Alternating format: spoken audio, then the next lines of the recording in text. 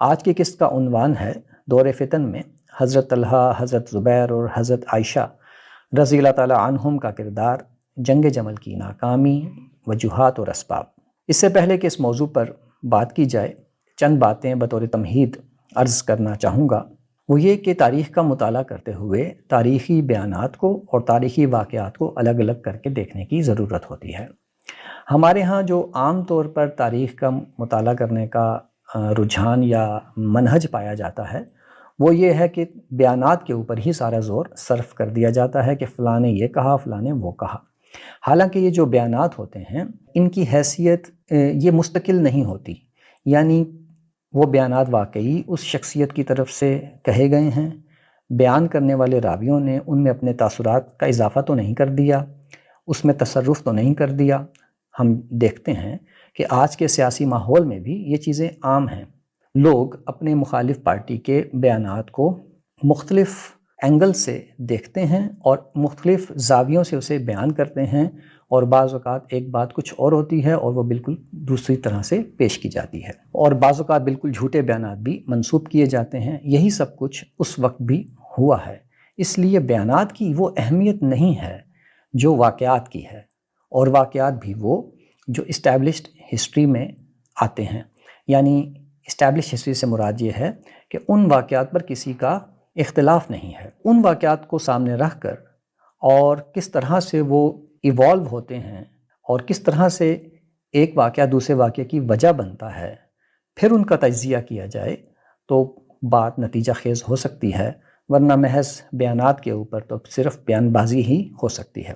حضرت طلحہ اور حضرت زبیر رسول اللہ صلی اللہ علیہ وسلم کے دیرینہ ساتھی تھے، سابقون الاولون میں سے تھے۔ یہ بات کہہ کر فارغ نہیں ہوا جا سکتا، بری ذمہ نہیں ہوا جا سکتا کہ ان حضرات کو حضرت علی سے کوئی قد تھی، جس کی وجہ سے وہ حضرت علی کی خلافت کو استوار ہوتا نہیں دیکھنا چاہتے تھے، اور انہوں نے جب یہ دیکھا کہ حضرت علی خلیفہ بن گئے تو مخالفت میں کھڑے ہو گئے۔ یہ بالکل ہی سادہ سا بیانیہ ہے، اور محض زور خطابت ہی کے ساتھ ہی منوایا جا سکتا ہے، جبکہ تاریخی حقائق کو اپنے وسیع تر تناظر میں دیکھا جاتا ہے۔ حضرت طلحہ، حضرت زبیر کوئی اس دن تو نہیں بن گئے تھے جس دن حضرت علی کی خلافت قائم ہوئی تھی یا جنگ جمل ہوئی تھی۔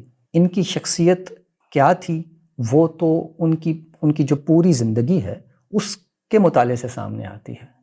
تو اس سے پہلے کہ ہم حضرت طلحہ اور زبیر کا کردار بیان کریں، ان کی شخصیت کی ایک جھلک آپ کے سامنے رکھ دیتے ہیں۔ یہ رسول اللہ صلی اللہ علیہ وسلم کے دیرینہ ساتھی تھے، سابقون الاولون میں سے تھے، یعنی اولین لوگ تھے جنہوں نے اسلام قبول کیا تھا۔ انہوں نے ہجرت کی، تمام جو رسول اللہ کے دور میں جہاد ہوا تو ہجرت و جہاد کی تمام تکالیف برداشت کیں، بہت سی قربانیاں دیں، اپنی جان کی قربانی بھی دی، بار بار اپنی جانوں کو خطرے میں ڈالتے رہے، اور اپنے مال سے بھی انہوں نے قربانیاں دیں۔ تو دین اسلام کو جو تقویت حاصل ہوئی وہ انہی لوگوں کی قربانیوں سے حاصل ہوئی تھی۔ حضرت طلحہ تو وہ ہستی ہیں جن کو صاحب احد کا لقب دیا گیا تھا، جنہوں نے رسول اللہ صلی اللہ علیہ وسلم کی حفاظت کی خاطر بے انتہا زخم اٹھائے تھے، اور ان کا ایک بازو بھی ہمیشہ کے لیے شل ہو گیا تھا۔ اور حضرت زبیر حواری رسول کہلاتے تھے۔ پھر خلافت ابو بکر میں اور حضرت عمر کی خلافت میں ان لوگوں کا کردار بھی ایک نمایاں اپنے قبیلے کے ایک نمایاں سردار کی حیثیت سے سامنے آتا ہے۔ مسلمانوں کو ہونے والی بہت سی فتوحات میں ان کا نمایاں کردار تھا، خاص طور پر حضرت زبیر کا کردار۔ تو یہ جو خلافت قائم ہوئی تھی یا مسلمانوں کی یہ جو حکومت قائم ہوئی تھی، یہ انہی لوگوں کی کوششوں اور قربانیوں کا ثمر تھی۔ یہ انہی لوگوں کا لگایا ہوا پودا تھا جو برابر ہوا تھا، اور اس میں انہی کا خون پسینہ شامل تھا۔ تو یہ خلافت کو یا مسلمانوں کے نظم اجتماعی کو ایک اپنی بنائی ہوئی چیز سمجھتے تھے، یہ باہر سے نہیں آئے ہوئے تھے۔ حضرت عمر نے جو مجلس شورا قائم کی تھی، اس میں یہی لوگ شامل تھے، کیونکہ اب یہی مسلمانوں کے کرتا دھرتا تھے، یہی مسلمانوں کے بڑے لیڈر تھے۔ یہاں پر بھی ہم یہ دیکھتے ہیں کہ ان لوگوں نے اپنے لیے خلافت کا کوئی دعویٰ نہیں کیا۔ مجلس شورا جب بنی تو جب یہ پوچھا گیا کہ آپ میں سے کون ولنگلی اپنی مرضی سے خلافت سے دستبردار ہوتا ہے، تو حضرت زبیر دستبردار ہو گئے۔ ایک روایت کے مطابق وہ حضرت عثمان کے حق میں انہوں نے اپنا ووٹ دیا، اور دوسری روایت کے مطابق حضرت علی کے حق میں انہوں نے اپنا ووٹ دیا۔ یہ بھی مد نظر رہے کہ حضرت زبیر وہ شخصیت ہیں کہ جو پہلے خلیفہ کے انتخاب کے وقت اس گروپ میں شامل تھے جو حضرت علی کو خلیفہ بنانا چاہتا تھا، یا یہ چاہتا تھا کہ بنو ہاشم میں سے کوئی خلیفہ بنے۔ تو حضرت زبیر اس گروپ میں شامل تھے اور حضرت علی کو خلیفہ بنانا چاہتے تھے۔ پھر حضرت عثمان کی شہادت کے بعد جو 3 گروہ آئے تھے، ایک بصری گروہ تھا، ایک کوفی گروہ تھا، اور ایک مصری گروہ تھا۔ جو مصر سے آیا ہوا گروہ تھا وہ حضرت علی کو خلیفہ بنانا چاہتا تھا، جبکہ بصری گروہ حضرت زبیر کو، اور جو کوفی گروہ تھا وہ حضرت طلحہ کو خلیفہ بنانا چاہتا تھا۔ مگر ان دونوں حضرات نے اس سے معذرت کر لی کہ وہ خلیفہ نہیں بنیں گے۔ ان لوگوں کو وہ گروہ خلیفہ کیوں بنانا چاہتا تھا؟ اس لیے کہ ان لوگوں کی وہاں پر جاگیریں تھیں اور بہت صدقہ اور خیرات کیا کرتے تھے، تو وہاں پر ان کے دوستوں، مداحوں اور قریبی لوگوں کی ایک حمایت موجود تھی۔ مصری گروہ حضرت علی کو خلیفہ کیوں بنانا چاہتا تھا؟ اس کی وجہ یہ تھی کہ مصر میں محمد بن ابو بکر نے حضرت علی کے لیے لابنگ کی تھی۔ محمد بن ابو بکر حضرت علی کا منہ بولا بیٹا تھا، یہ اصل میں حضرت ابو بکر کا بیٹا تھا، اور حضرت اسماء بنت امیس سے ان کے بطن سے یہ پیدا ہوا تھا، اور پھر اسماء بنت امیس سے حضرت علی نے شادی کر لی تھی، اور محمد بن ابو بکر حضرت علی کے گھر میں پلا بڑھا تھا۔ یہ مصر چلا گیا تھا اور وہاں پر اس نے لابنگ کی تھی حضرت علی کے لیے اور حضرت عثمان کے خلاف۔ تو اب جو مصری گروہ کی قیادت بھی یہی کر رہا تھا، یہی مصری گروہ کو لے کر آیا تھا، اس وجہ سے مصری گروہ حضرت علی کو خلیفہ بنانا چاہتا تھا۔ یہ بھی مد نظر رہے کہ حضرت عثمان کو شہید کرنے والے مصری گروہ کے لوگ تھے، اور ان کو حضرت عثمان کے گھر میں داخل کرنے والا دیوار پھلانگ کر وہ یہی محمد بن ابو بکر تھا۔ تو یہ ہے اس کا پس منظر، جس میں اب ہم یہ دیکھیں گے کہ حضرت طلحہ اور زبیر نے کیا کردار ادا کیا۔ جس وقت یہ ہنگامہ چل رہا تھا کہ کون خلیفہ بنے، تو حضرت طلحہ اور زبیر کی بھی یہی خواہش تھی کہ حضرت علی اس خلافت کے منصب کو لے لیں۔ بہرحال لیکن جب حضرت علی نے فائنلی اس کو ایکسیپٹ کر لیا کہ وہ خلافت کو اختیار کریں گے، تو ان کی بیعت جبراً شروع ہو گئی۔ یعنی اب یہ جو قاتلین عثمان تھے، اس میں بدو بھی تھے اور دوسرے لوگ بھی تھے، یہ جبراً لوگوں کو حضرت علی کی بیعت کرانے لگے، چونکہ یہ بدتمیز لوگ تھے، ان سویلائزڈ لوگ تھے، اس لیے ان کے کام کرنے کا طریقہ ہی یہ تھا۔ تو وہ لوگوں کی گردنوں پر تلواریں رکھ کے کہتے کہ حضرت علی کی بیعت کرو۔ تو یہ جو طریقہ کار تھا ان کا، اس چیز نے معاملے کو بگاڑ دیا۔ حضرت طلحہ اور زبیر کی بھی گردنوں پر تلوار رکھی گئی اور کہا کہ بیعت کی جائے۔ انہوں نے بیعت کر لی۔ اس کے بعد حضرت طلحہ اور زبیر نے کوشش کی کہ حالات کو درست کرنے کے لیے حضرت علی کے ساتھ تعاون کیا جائے، اور انہوں نے حضرت علی سے کہا کہ آپ ہمیں بصرہ اور کوفہ میں گورنر بنا دیں، ہم آپ کے لیے معاملات کو درست کر دیں گے۔ یہ ساری تفصیلات تاریخ طبری سے لی گئی ہیں، اور ہم اس میں سے صرف واقعات آپ کو بتا رہے ہیں۔ حضرت طلحہ اور زبیر نے یہ کہا کہ کوفہ اور بصرہ کی گورنری ان کو دے دی جائے، اور وہ حالات کو حضرت علی کے لیے درست کر دیں گے، مگر حضرت علی نے اس سے انکار کر دیا اور انہیں کہا کہ آپ خاموش رہیں، خاموشی سے بیٹھیں اور مجھے معاملات کو دیکھنے دیں۔ یہ لوگ 4 مہینے تک انتظار کرتے رہے کہ حضرت علی کوئی اقدامات کریں گے، مگر حضرت علی نے جو اقدامات کیے وہ ان کے لیے بڑے پریشان کن ثابت ہوئے۔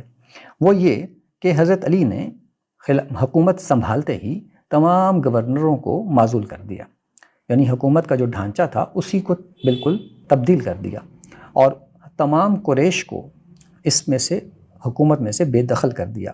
اب جتنے بھی عہدے خالی ہوئے ان کے اوپر نئے نوجوانوں کو تعینات کر دیا، جن کو حکومت چلانے یا گورنری چلانے کا یا انتظامی معاملات چلانے کا کوئی سابقہ تجربہ نہیں تھا۔ اس میں حضرت علی نے اپنے جو خاندان کے لوگ تھے، خاص طور پر بنو عباس کے تمام نوجوانوں کو عہدے دے دیے۔ اپنا ایک ان کا بھانجا تھا ام ہانی کا بیٹا جعدہ، اس کو بھی عہدہ دے دیا۔ اس کے علاوہ انہوں نے انصاریوں میں سے اپنے جو قریبی دوست تھے، جیسے سہل بن حنیف اور عثمان بن حنیف، ان کو بھی عہدے دے دیے۔ عثمان بن حنیف کو آپ نے بصرہ کا گورنر بنا دیا، اور سہل بن حنیف کو آپ شام کا گورنر بنانا چاہتے تھے، مگر شامی لوگوں نے سہل بن حنیف کو قبول نہیں کیا تھا۔ سہل بن حنیف کے ساتھ حضرت علی کا مواخات کا تعلق تھا۔ مدینہ کے اندر جو مواخات قائم کی تھی، بھائی بھائی بنایا گیا تھا، اس میں حضرت علی کا رشتہ سہل بن حنیف کے ساتھ بھائی بھائی بنانے کا ہوا تھا۔ وہ ایک اور مواخات مکے میں ہوئی تھی جس میں رسول اللہ صلی اللہ علیہ وسلم نے حضرت علی کو اپنا بھائی قرار دیا تھا، لیکن دوسری مواخات جو مدینہ میں ہوئی تھی اس میں حضرت علی کا جو بھائی بنایا گیا تھا وہ سہل بن حنیف تھا۔ اسی کو پھر آپ نے عہدے دیے، عثمان بن حنیف اسی کا بھائی تھا، اس کو بھی آپ نے عہدہ دیا۔ لیکن جو سینئر تجربہ کار لوگ تھے جیسے مغیرہ بن شعبہ، عمرو بن العاص، اسامہ بن زید، محمد بن مسلمہ، سعد بن ابی وقاص، ان میں سے کسی کو بھی آپ نے شامل کار ہونے کی دعوت نہیں دی۔ اس کے بعد اگلا کام یہ ہوا کہ حضرت معاویہ نے یہ پیشکش کی کہ آپ یا تو قاتلین عثمان کو سزا دیں جو آپ کے ارد گرد ہی موجود ہیں، اگر ان کو خود سزا نہیں دے سکتے تو پھر ان کو نمٹ لینے کی اجازت دیں، اس کے بدلے میں حضرت معاویہ حضرت علی کی بیعت بھی کر لیں گے۔ اب یہ ایک موقع پیدا ہو گیا کہ قاتلین عثمان کو سزا دی جائے۔ سب لوگوں کو خوشی ہوئی کہ یہ حضرت معاویہ نے یہ پیشکش کی ہے اور اس طرح سے ایک نظم اجتماعی دوبارہ قائم ہو جائے گا، مگر یہ دیکھ کر حیرت ہوئی کہ حضرت علی نے حضرت معاویہ کی یہ پیشکش ٹھکرا دی اور مطالبہ کیا کہ وہ اپنے عہدے سے معزول ہو جائیں اور حضرت علی کی غیر مشروط بیعت کر لیں۔ اب یہ چیز پھر شاکنگ تھی لوگوں کے لیے کہ یہ کیا معاملہ ہے۔ اس کے بعد حضرت علی نے عبید اللہ ابن عمر کا ایک فیصل شدہ مقدمہ کھول لیا جس میں انہوں نے عبید اللہ ابن عمر نے ہرمزان کو قتل کیا تھا، جس پر حضرت عمر کے قتل کی سازش کا الزام تھا۔ یہ مقدمہ فیصل ہو گیا تھا۔ ہرمزان کے بیٹے نے عبید اللہ بن عمر کو معاف کر دیا تھا، اس کی دیت بھی ادا کر دی گئی تھی۔ یہ سارا فیصلہ حضرت عثمان کے دور میں ہو گیا تھا۔ اب اس کا کوئی کھولنے کا کوئی مطالبہ بھی نہیں تھا دوبارہ اس کیس کو، لیکن حضرت علی نے اس کیس کو دوبارہ کھول لیا۔ اس سے عبید اللہ بن عمر کو یہ لگا کہ حضرت علی شاید اسے قتل کرنا چاہتے ہیں، چنانچہ وہ پھر وہاں مدینے سے بھاگ کر شام چلا گیا۔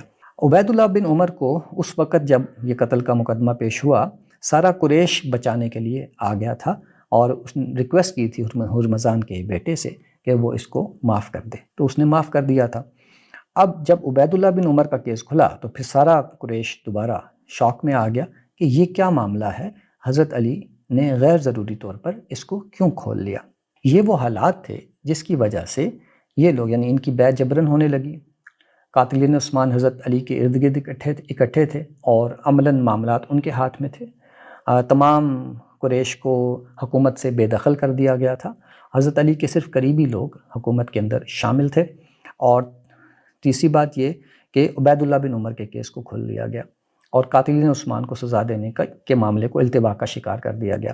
یہ تھے وہ حالات کہ جس میں ان لوگوں کو لگا کہ حضرت علی وہ نہیں کر رہے جو انہیں کرنا چاہیے، چنانچہ انہوں نے اپنے طور پر حالات کو درست کرنے کا فیصلہ کیا۔ 4 مہینوں کے بعد انہوں نے یہ اقدام اٹھایا اور یہ مکہ چلے گئے۔ وہاں پر حضرت عائشہ پہلے سے موجود تھیں، ان سے مل کر میٹنگ ہوئی، فیصلہ ہوا کہ قاتلین عثمان جو کہ حکومت پر چھا گئے ہیں ان کو یہاں سے ہٹایا جائے، ان کو سزا دی جائے۔ ان لوگوں کا یہ خیال تھا کہ بصرہ پر حملہ کیا جائے۔ بصرہ میں چونکہ حضرت زبیر کی حمایت موجود تھی، ساتھ ہی کوفہ تھا جہاں حضرت طلحہ کی حمایت موجود تھی۔ اس بنا پر ان کو امید تھی کہ یہ اپنا ایک ٹھکانہ بنا لیں گے، ایک بیس کیمپ بنا لیں گے وہاں پر، اور پھر وہاں سے مزید کارروائیاں کریں گے۔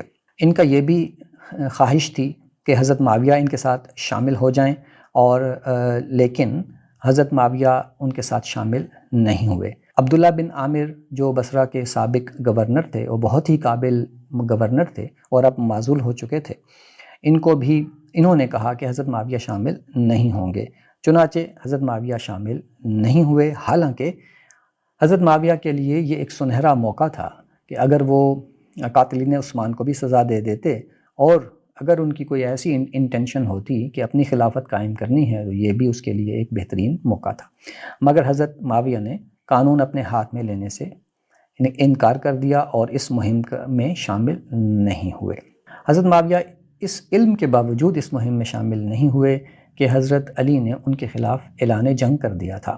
مدینہ ہی میں جب حضرت معاویہ کی طرف سے یہ پیشکش آ گئی تھی کہ وہ قاتلین عثمان کو سزا دینے کی اجازت مانگ رہے تھے حضرت علی سے، تو اس وقت حضرت علی نے اعلان کر دیا تھا کہ اگر معاویہ غیر مشروط بیعت نہیں کرتے تو وہ ان کے خلاف جنگ کرنے آ رہے ہیں۔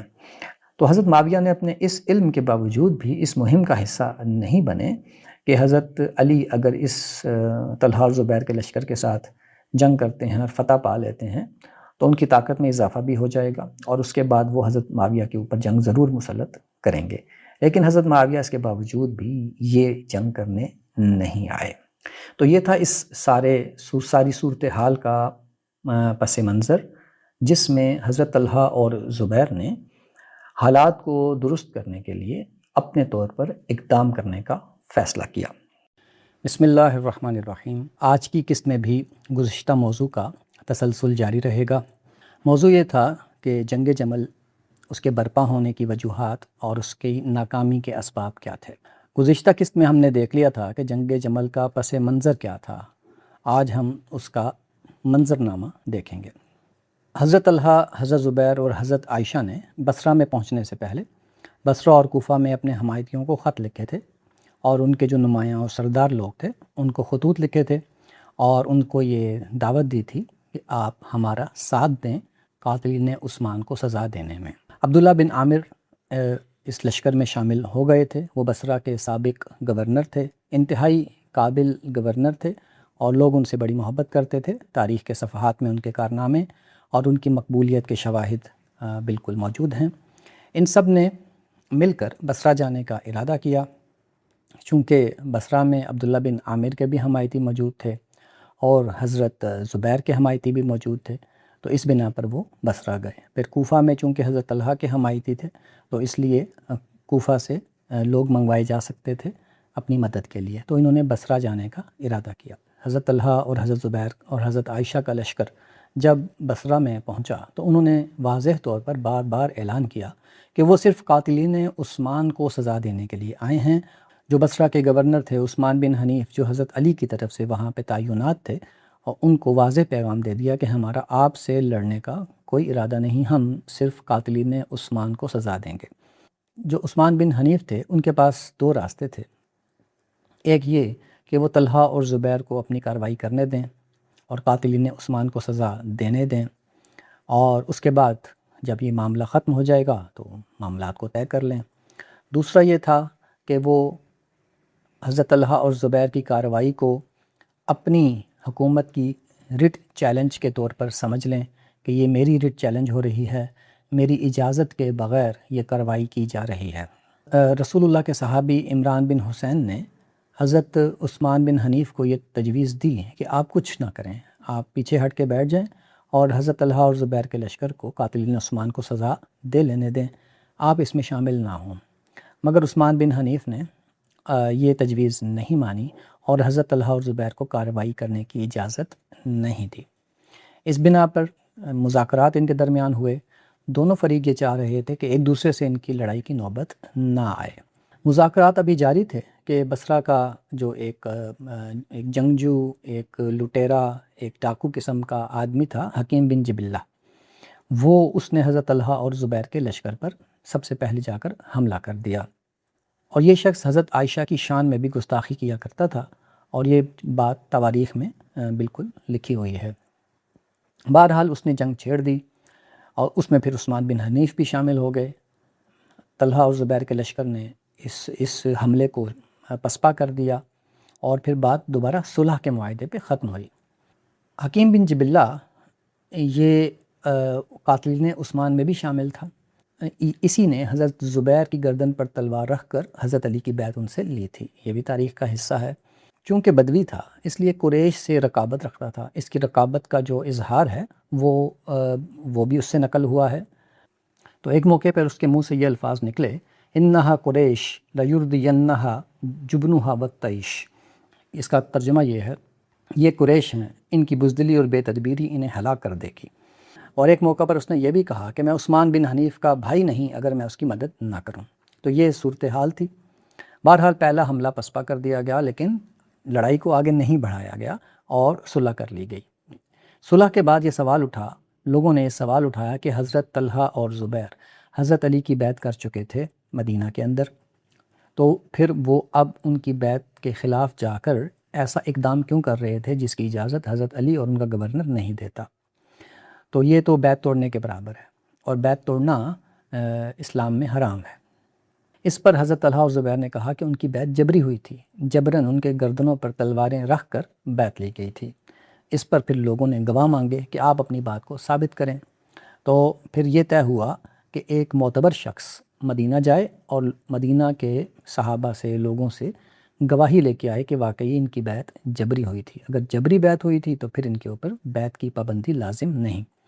چنانچہ پھر ایک بہت ہی معتبر شخصیت، ایک عالم عابد شخصیت کعب بن سور، ان کو مدینہ بھیجا گیا، جن پر دونوں لشکروں کا اعتماد تھا۔ یہ جب وہاں پہ گئے مدینہ اور لوگوں سے پوچھا مسجد میں جا کے کہ کیا طلحہ اور زبیر کی بیعت جبراً ہوئی تھی، تو اس وقت بھی مدینہ کے اندر قاتلین عثمان غالب تھے، اور کوئی بھی شخص ہمت کر کے اٹھا نہیں کہ جواب دے کہ ہاں ان کی بیعت جبری ہوئی تھی۔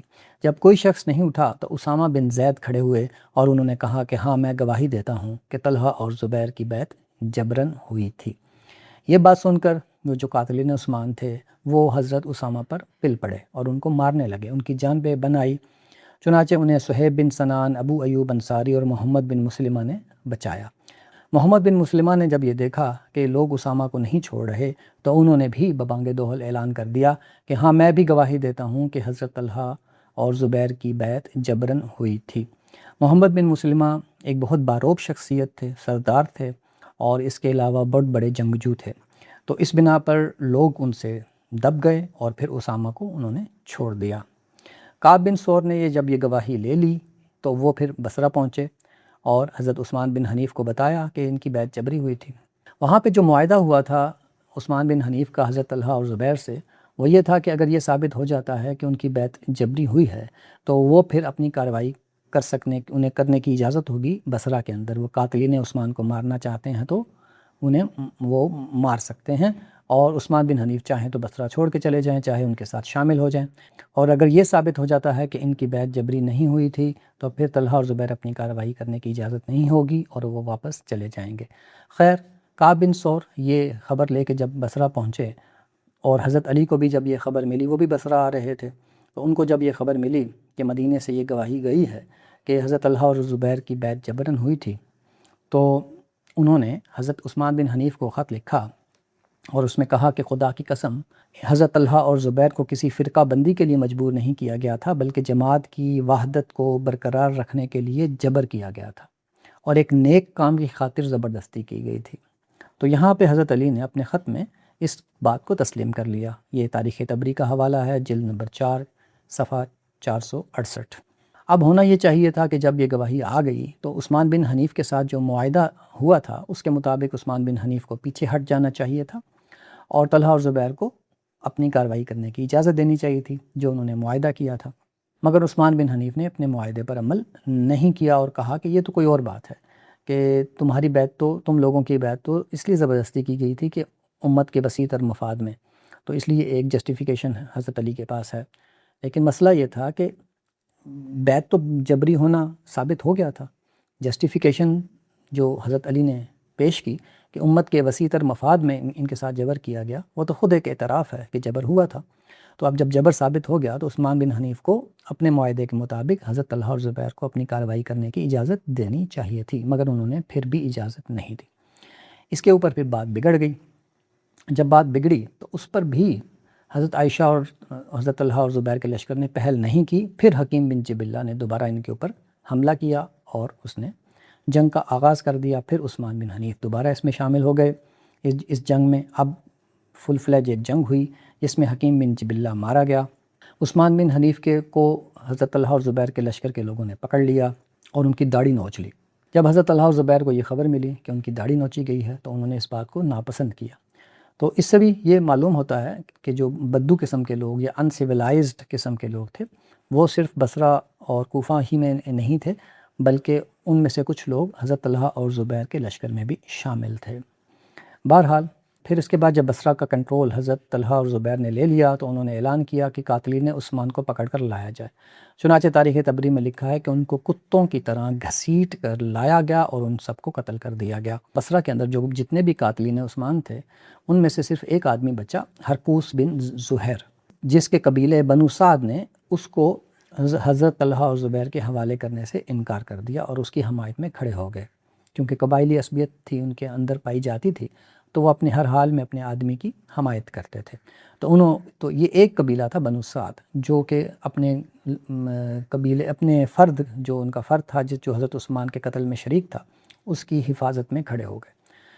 جب یہ قبائل کھڑے ہوئے تو جو باقی قبائل تھے جو اس وقت تک اپنے قاتلوں کو حوالے کر رہے تھے مگر کھڑے نہیں ہو رہے تھے ان کی حمایت میں، وہ بھی اپنے اپنے لوگوں کی حمایت میں کھڑے ہو گئے جن کے افراد قتل ہو چکے تھے۔ اب ان کا بدلہ لینے کے لیے یہ کھڑے ہو گئے۔ اب جب یہ کھڑے ہوئے تو ادھر سے حضرت علی پہنچ گئے بصرہ، تو یہ سارے لوگ حضرت علی کے جھنڈے تلے اکٹھے ہو گئے۔ تو اس طرح ایک فتنہ ختم ہوا، دوسرا فتنہ شروع ہو گیا، یعنی قاتلین عثمان تو مارے گئے، اب قاتلین عثمان کے جو حمایتی تھے وہ کھڑے ہو گئے اور یہ حضرت علی کے جھنڈے تلے جمع ہو گئے۔ جب حضرت علی مدینے سے نکلے تھے تو انہوں نے اہل مدینہ سے کہا کہ میرے ساتھ بصرہ چلو، جہاں پہ حضرت طلحہ اور زبیر نے حملہ کر دیا ہے۔ اب مدینہ والوں کو بھی پتہ تھا کہ اگر وہاں گئے تو جنگ ہونے کا خطرہ موجود ہے، کیونکہ حضرت علی کا موقف اور ہے، طلحہ اور زبیر کا موقف اور ہے۔ تو مدینہ والوں نے سب کے سب نے حضرت علی کے ساتھ بصرہ جانے سے انکار کر دیا۔ اب یہاں پر ایک نقطہ ہے جو بہت غور طلب ہے، وہ یہ کہ اگر حضرت علی کی بیعت مدینہ والے سب کر چکے تھے تو پھر حضرت علی کی اطاعت سے انکار کیسے کر دیا انہوں نے؟ کیونکہ بیعت کرنے کے بعد اطاعت سے انکار نہیں کیا جا سکتا، یہ اصول ہے۔ تو اب اہل مدینہ سب کے سب نے بیعت سے انکار کس طرح کر دیا؟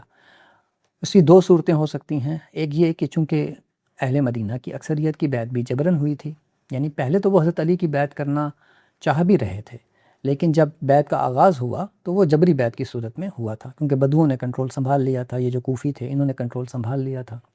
اس بنا پر انہوں نے حضرت علی کے ساتھ جانے سے انکار کر دیا کہ ان کی بیعت جبری تھی، اور وہ یہ سمجھ رہے تھے کہ حضرت علی کی بیعت کا طوق ان کے گلے میں نہیں ہے، وہ پابند نہیں ہیں۔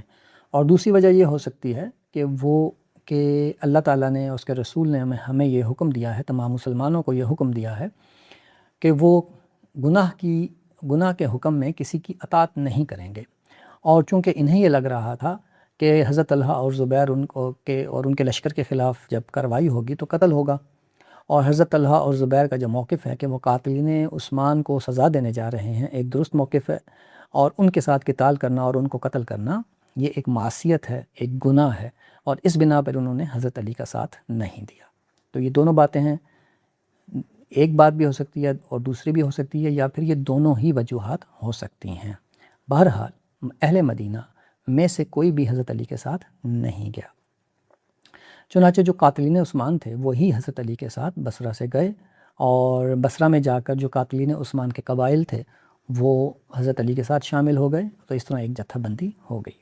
حضرت علی نے اگرچہ اعلان کیا تھا کہ میرے ساتھ کوئی قاتلین عثمان میں سے کوئی بھی نہ جائے، مگر حقیقت یہ ہے کہ صرف قاتلین عثمان ہی حضرت علی کے ساتھ گئے، اور پھر انہوں نے ان کو اپنے ساتھ آنے سے منع نہیں کیا اور انہیں روکا نہیں۔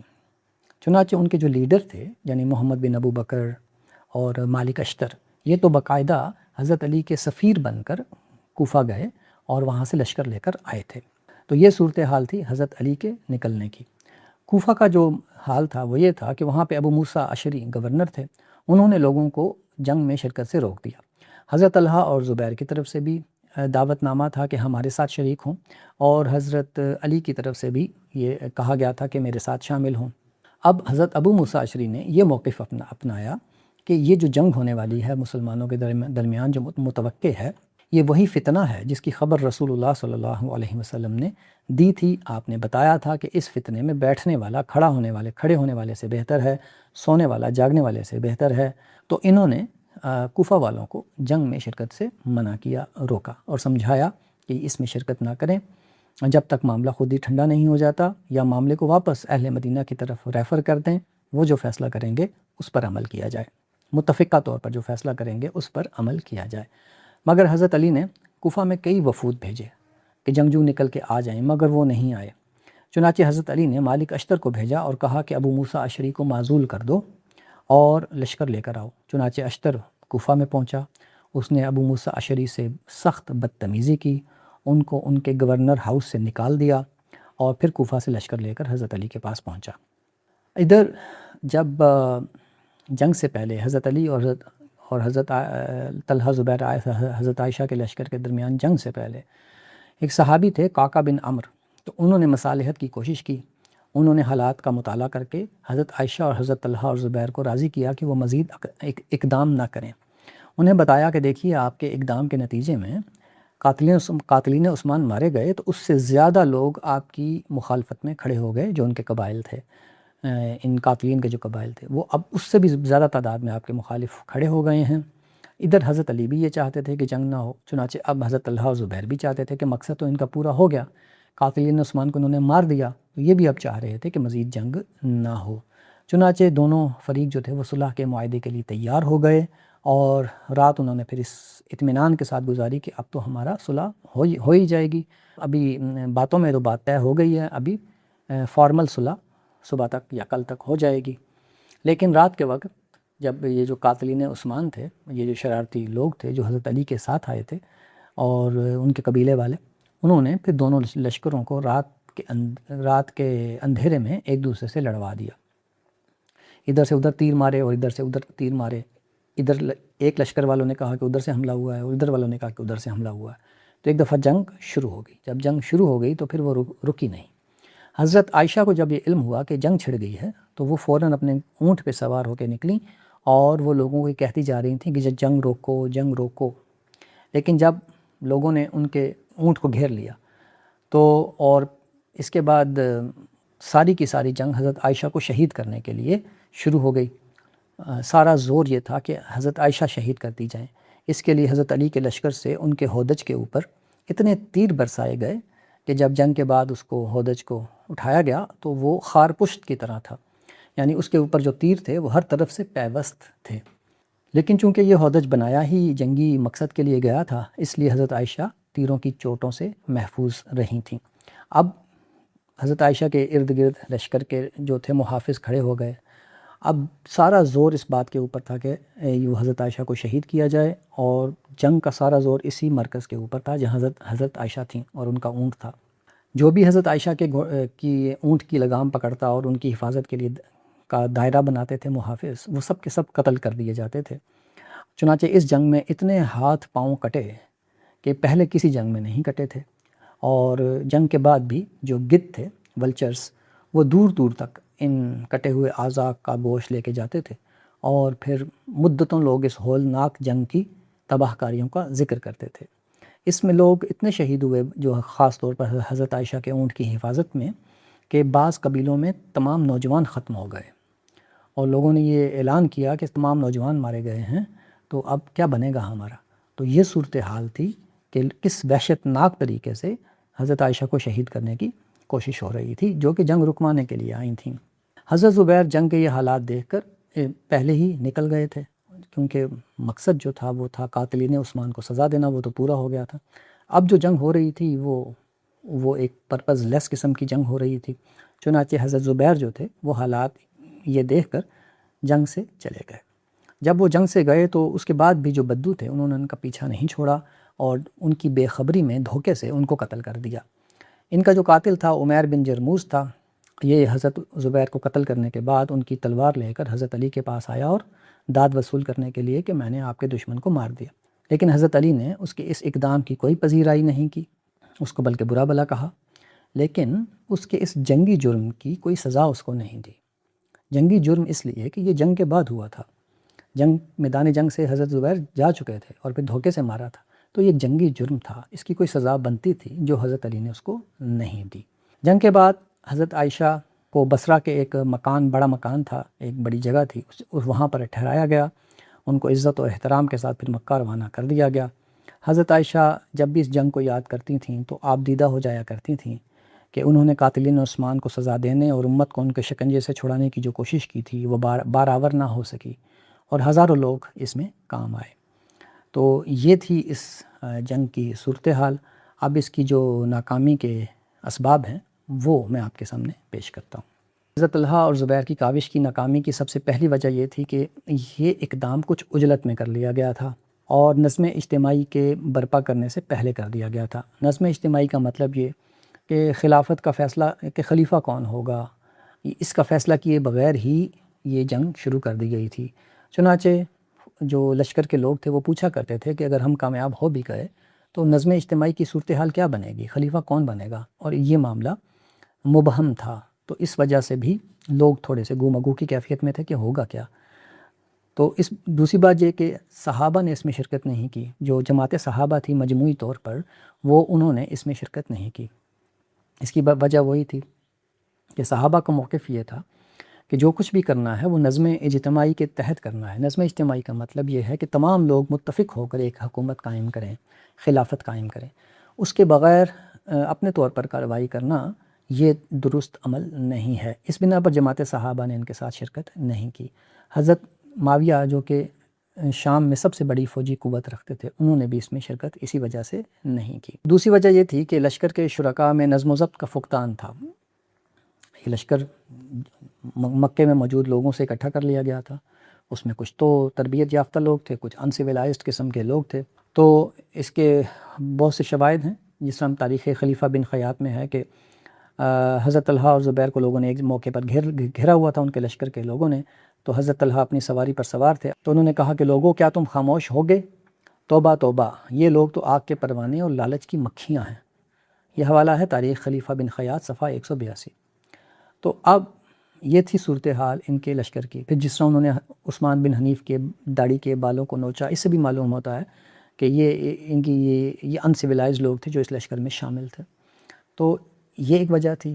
پھر بصرہ اور کوفہ کے جو قاتلین عثمان کے جو بدو قبائل تھے، انہوں نے عصبیت کی بنا پر اپنے لوگوں کی حمایت کی، جو یعنی اپنے قاتلین عثمان کے گروہ میں شامل جو ان کے اپنے لوگ تھے، ان قبائل نے ان لوگوں کی حمایت میں حضرت طلحہ اور زبیر کی مخالفت کی۔ ان کو سپورٹ حضرت علی سے ملی کہ حضرت علی ایک لشکر لے کر آ گئے اور یہ ان کے ساتھ شامل ہو گئے۔ تو اس طرح سے وہ ایک منظم گروہ بن گئے۔ حضرت حسن نے حضرت علی سے یہ گزارش کی تھی جب وہ مدینہ سے جا رہے تھے بصرہ کی طرف کہ آپ بصرہ نہ جائیں اور حضرت طلحہ اور زبیر کو اپنی کارروائی کرنے دیں۔ جو بھی ان میں فتح یاب ہوا، یعنی یا بصری فتح یاب ہوں گے یا طلحہ اور زبیر، جو بھی فتح یاب ہوگا وہ آپ ہی کو اپنا خلیفہ مانے گا۔ تو اگر حضرت علی اس موقع پہ موجود نہ ہوتے تو پھر وہ جو قاتلین عثمان کا جو قبائل تھے جو اکٹھے ہو گئے تھے، تو یا تو پھر ان کے ساتھ طلحہ اور زبیر جنگ کرتے، تب بھی فتح کی امید تھی، اور اگر ہو سکتا ہے کہ وہ جنگ کے بغیر چلے جاتے کیونکہ قاتلین عثمان کو تو سزا وہ دے چکے تھے۔ تو دونوں صورتوں میں جو فائدہ تھا وہ حضرت علی کا ہوتا، مگر حضرت علی خود وہاں پہنچ گئے، جس کی وجہ سے صورتحال بالکل بدل گئی۔ حضرت طلحہ اور زبیر اگر جنگ سے پہلے نظم اجتماعی قائم کرنے کی کوشش کرتے کہ حضرت علی کی بیعت پر تو اتفاق نہیں ہو سکا تھا، تو پھر وہ اتفاق پیدا کرنے کی کوشش کرتے یا حضرت علی کی بیعت کے لیے یا اور کسی کی بیعت کے لیے۔ جب وہ نظم اجتماعی قائم ہو جاتا پھر اقدام کرتے، مگر یہ بھی ایک بہت مشکل صورتحال تھی کہ ایسا کچھ موقع پیدا کرنا مشکل تھا۔ اس لحاظ سے ان صحابہ کا طرز عمل زیادہ درست تھا جو ان تمام کارروائیوں سے علیحدہ رہے۔ حضرت علی کے پاس اب یہ سنہری موقع تھا کہ وہ قاتلین عثمان سے جان چھڑا لیتے۔ اگر وہ بصرہ نہ جاتے تو حضرت علی مدینے میں ہوتے اور طلحہ اور زبیر بصرہ میں کارروائی کر رہے ہوتے قاتلین کے خلاف، تو ادھر حضرت علی ان کی مدد نہ کرتے تو وہ کمزور ہو جاتے بصرہ کے جو قاتلین ہیں، اور مدینہ کے جو قاتلین ہیں ان میں سے کچھ تو بصرہ جانے کے لیے بضد تھے، وہ بصرہ چلے جاتے، اور جو پیچھے رہ گئے تھے قاتلین عثمان مدینہ کے اندر، صحابہ ان کو سنبھال لیتے حضرت علی کے تحت رہ کے۔ یہی ان کا مطالبہ تھا کہ ان کو سزا دی جائے۔ حضرت علی اگر یہ ارادہ کر دیتے کہ میں ان کو سزا دیتا ہوں یا دینے کے لیے تیار ہوں، تو صحابہ فوراً ان کے جھنڈے کے نیچے اکٹھے ہو کر ان کو سزا دینے کے لیے تیار ہو جاتے۔ اور حضرت معاویہ ان کا بھی یہی کہنا تھا کہ یا تو خود سزا دیں یا مجھے سزا دینے دیں، دونوں صورتوں میں آپ کی بیعت کر لوں گا۔ تو وہ بھی ان کے مقابلے کے لیے آ جاتے، تو وہ تو بہت بڑا لشکر تھا ان کے پاس، تو فوجی طاقت بہت زیادہ تھی۔ چنانچہ مدینہ میں صحابہ کی طاقت اور شام کی طاقت اکٹھی ہو جاتی تو مدینہ میں ان کو سزا دینا بھی ممکن ہو جاتا، قاتلین عثمان کو سزا دینا اور ان سے جان چھڑانا حکومت کی ممکن ہو جاتا۔ تو نہیں ایک کام بصرہ میں ہو جاتا، ایک مدینہ میں ہو جاتا۔ تو اس طرح سے حضرت علی کے پاس ایک سنہرا موقع پیدا ہو گیا تھا کہ وہ قاتلین عثمان سے اپنی حکومت کی جان چھڑا لیں۔ وہ خود اس بات کی شکایت کرتے تھے کہ میں ان کے ہاتھوں میں مغلوب ہو چکا ہوں، تو وہ اس مغلوبیت سے نکل آتے، مگر حضرت علی نے صحابہ کے اس مطالبے کو پورا کرنے کی بجائے قاتلین عثمان کو اپنے جھنڈے تلے جمع کر کے تو وہ جو کارروائی کی، اس کی وجہ سے یہ سنہرا موقع بھی ہاتھ سے چلا گیا۔